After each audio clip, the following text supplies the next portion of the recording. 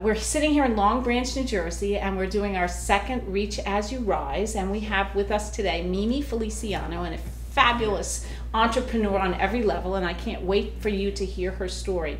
Her story begins humbly and ends beautifully, and we're sitting right now in one of her her next projects, which is South Beach in Long Branch. It'll be 47 units. So everybody, I welcome Mimi Feliciano.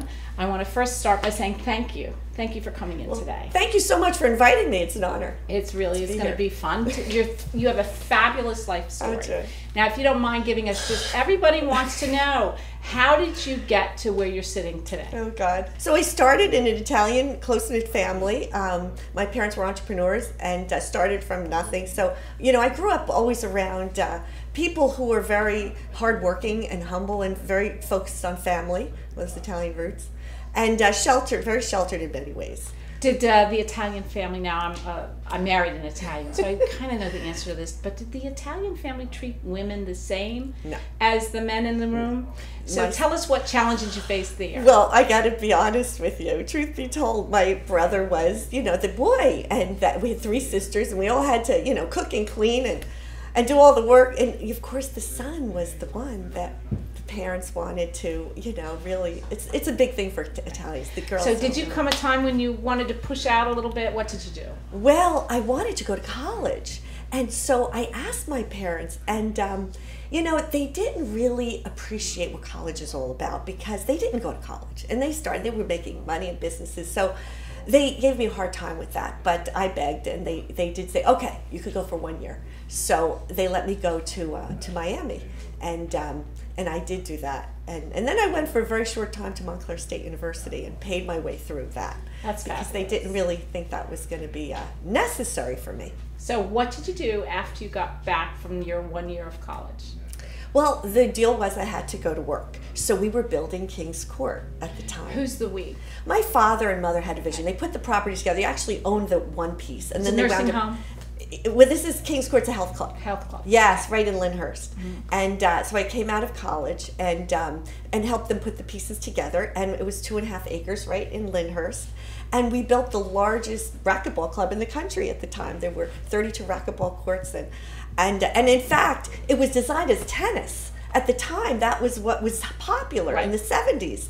But when I came back from college and started talking to the subs, with my father, they all kept saying, well, why don't you consider racquetball? And then they said, why don't you consider a pool? And why don't you consider, these dance, the aerobic classes? And these are all things that they weren't back in the 70s. It was all tennis. Nobody did that. So my father, I convinced him to throw $40,000 worth of plans in the garbage and start again and redesign it and create, King's Court, which was one of the largest it turned out to be in the country. It was very successful. We opened with, I think, 1,000 members. We ultimately had 5,000. It was What did you do for the development? What were you? I was interviewing all the subs. I was my father's right. They gave me a title, assistant to the president.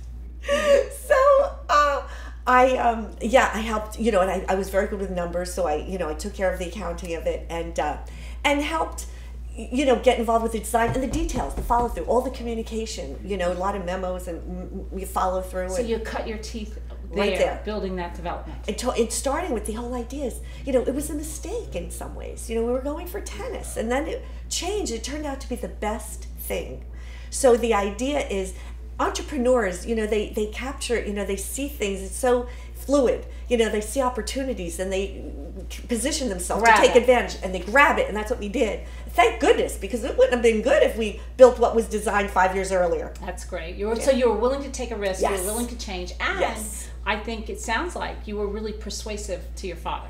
I had his ear, thankfully. He really Italian trusted. family. Yeah, he really believed in me and trusted me, and I always wanted to show that I was worthy of that. And I really did a lot of homework and worked it so that I could deliver and succeed. So what did you do next? Well, I worked there for 14 years. Let me tell you, that was a lot of fun. Because we had all these members, half of them were guys and girls, and I was young, I was in my early 20s, and it was a popular place, and so stayed for 14 years. And then my mother got sick and died. And that was unexpected. And my parents were entrepreneurs, so they had other businesses at the time. They had nursing homes and other real estate.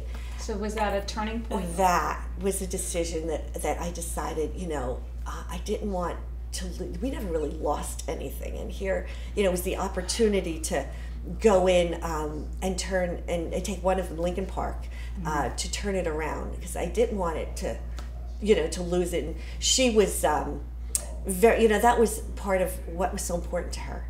And that meant a lot to me. My parents, I really wanted to follow through. I didn't want it to be lost. So I jumped in, and it was, it needed a lot of direction. It was losing money at that time, but that was the choice. And what did you build it into? Oh my goodness.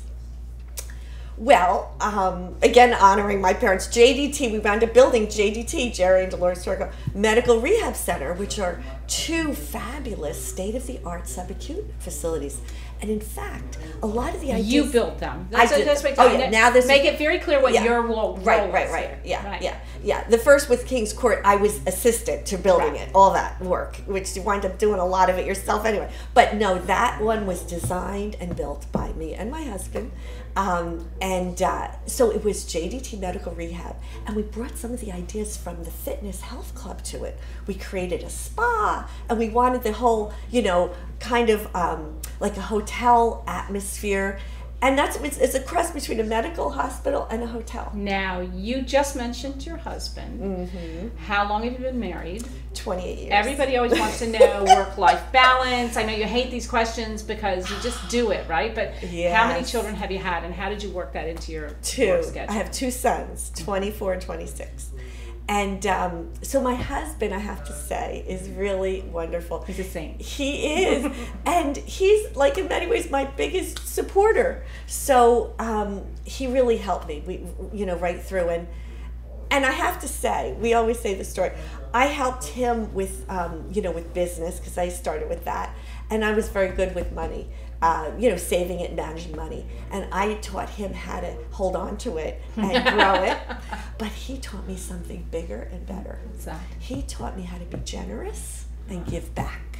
If it wasn't for my husband, I never would have been giving back. And that's brought so much to my life. Right, and we're going to talk about that in 1 minute. You went from the nursing homes. After you did the nursing homes, when did you have your children? Where's that fit into this story? So my children were there through the whole thing, talking about work-life balance. And I will tell you, I never missed a wrestling match. I never missed a football game. I never missed anything at school. There's going to be a lot of women watching this that are going to hate you for that. Well, no, but I'm going to tell you, I never You missed. made it work. I made it, but here's the point. I'll tell you, no, they never suffered. My husband, I was there for all that. My business never suffered. It grew.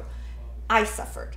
I'm the one who shortchanged myself, put my life on hold to do all these things. And I think too often women do that. Right. So everybody gets a piece of me, but me, Right. So that's So did there come a time then when you decided it was time to focus on you? Well, yeah. So what was that? What was that? So, well, here's the thing. I was so successful, going through the nursing homes, really doing well and all this. And it became overwhelming. I mean, it was a lot of success, which is all good. But as we grew, and now I'm running, the nursing home business is second to the nuclear with regulations. There's a lot of that. And then we're expanding it and growing. Right. And that was hard. And so I did make a decision. And I did, decide to sell 3.5 years ago. And what does that mean? When you say you decide to sell, it's a choice, right? It's a choice. How hard was that choice? It was very hard. Because, first of all, my mother, I felt their energy. I even named it after, my whole life was kind of following what they wanted for me. It was going from, making the choice not to go to college and doing, proving myself to them and show my worth there, building business. And then even it was their business and I didn't want it to lose it. So I grew it, and I had 850 employees at the end. And so that was what I thought I was going to be doing. I mean, my grandmother was 95 when she died. My mother was only 67. So here I stayed in. I thought I'd be doing it forever is my point. Right. But then I decided that there had to be more to this, to my Because life. It was all consuming. It was all consuming. And I started becoming unhappy. That's not good. Just that I never really had time for other things. So what did you decide to do? Well, you decided to sell, right? Well, then I sold and I started getting involved with real estate. I had time to do this, and I had a lot of time on my hands. And so we moved into this little office. I had like 5 employees from 800. And there was a sign in my parking spot, like 10 months after I was there, and it said, "Learn to dance." And I'm thinking, oh, where? I had no idea. It was like right in the same parking lot. Like I was so focused and busy, doing, at the time, just transitioning from that operation.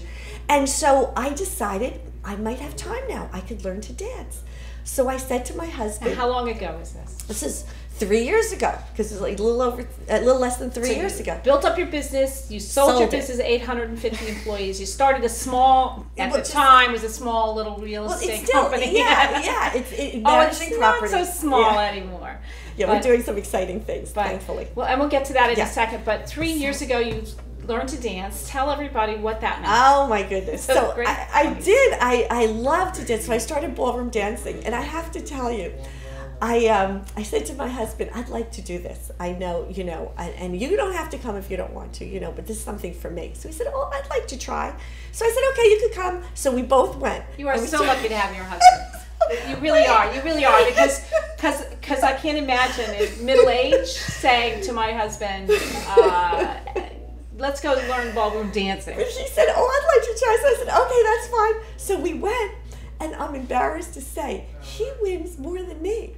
You win trophies. This is a competition. This is really serious. He got a big one last week. We were in Las Vegas, and he got a huge trophy. So it's a great story. It is a great story. I do love to dance, so I continue to do that. I start competing, and he competes with me, and we have lots of fun. That's great. That's great. So now you've right-sized your life, if you will. God. And what are you working on now? Well, now there's a passion project. I have to tell you, I just fell in love with Long Branch. I discovered it. My husband and I discovered it in like 2000. Now, for the viewers, Long Branch is about 105 on the Parkway, and it's the Jersey Shore. Yes. In Monmouth County. Which I hadn't had time. Who had time all those years working? So just the last few years, we started to discover it, and we wound up buying a place here.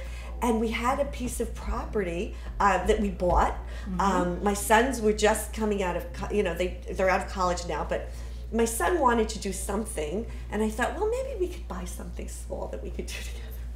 And we're thinking, I think everybody knows by now your small is you have to define that for us, because your small is 47 condominiums. Well, this is big. No, that we didn't end. That's how it ended. It was going to be something tiny. We were just looking for like a couple family house, or he could build something. And then we saw this 11-unit approved right there, a few blocks from where we live, right here at Pier Village. And we thought, well, it's a little bigger than we wanted, but we could maybe do this. And then we went to Miami to get inspired, because it is beachfront South. So we decided to do a spin because we love South Beach. Mm-hmm. So we said, let's call it South Beach, and let's go to South Beach, and let's get some ideas. And we came back with beautiful pictures of fabulous buildings, the whole style of South Beach and Miami. Because we don't have time to go to Miami, and it's so far to get on a plane, or even these other lovely places you could go to in the Hamptons or South Jersey, to Wildwood. But we wanted somewhere close, but bring that element. Right. So we did, and we wound up expanding. Right, that's where we're sitting right now, right? The construction trailer. And so we wound up buying the pieces next to it. The town was inspired by our pictures and our ideas and encouraged us to keep going. Good. So we did, and now we have this 47-unit project that we're just ready to break, we're breaking ground. You opened a small real estate company, and now you're building a multi-million-dollar condominium project on the beach in Long Branch. So congratulations for that. Now let me ask you this question for anybody that's listening. What advice would you give to young people coming up?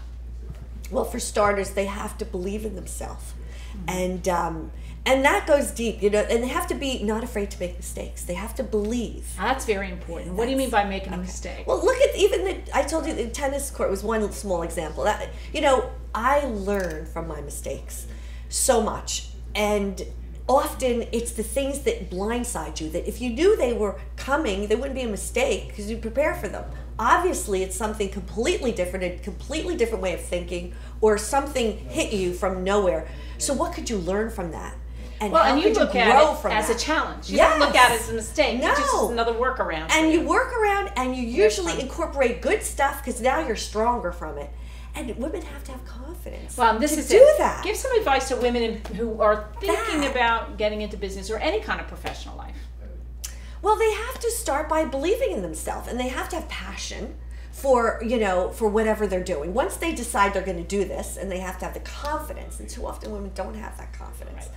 So they have to start with the confidence. And whatever they do, they better be passionate. They better bring, because what their passion is usually a representative of their strengths. Right. And if they could play to their strengths, they could survive in the Anything. treacherous world of competition, Right. So that's That's I'm fabulous. thinking. Now, tell me, what would you do different?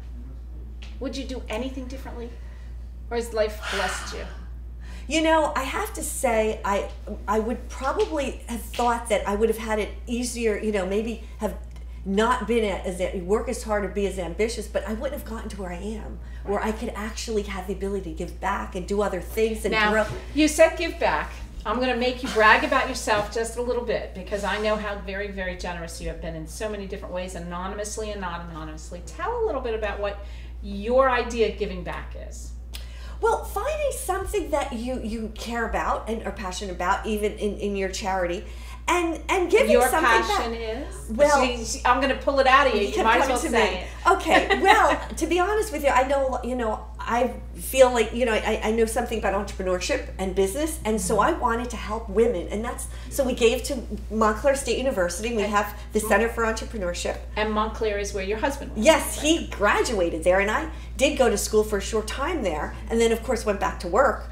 But yeah, it's the idea for me. My passion is to really help people, and particularly women. We have a focus at the Center for Entrepreneurship for women. Yeah, you've done a lot. And we want to help women.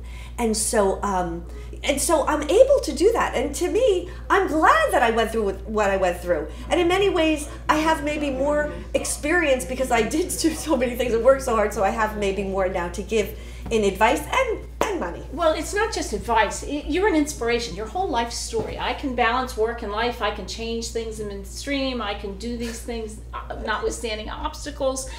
You're a true and then you give back more than you've ever got, right? Yeah, well. You've given back by creating an entire school that's focused on women and entrepreneurs. We let the men in every now and then. But, it's a true example of reaching as you rise, which is what this whole series of conversations are about. And Mimi, I can't tell you how fabulous your life story is. And I hope that anybody who watches this for any period of time knows that in their darkest days, things can change, and things do change. Right. Any other advice? Anything you want to add? Just be flexible. Be flexible, because it might not be exactly how you expected it to be, but there might be something even better. You never know what's in store in your life, and embrace those opportunities that are different. And just be very flexible. You have to be. I wouldn't have gotten this far without being very flexible. Well, congratulations on everything you've done. Congratulations on what you're doing here in Long Branch. Thank you for sitting with us. Oh, it's my we pleasure. will use it and use it to encourage and inspire all young people, but mostly women. So congratulations. Thank you so much.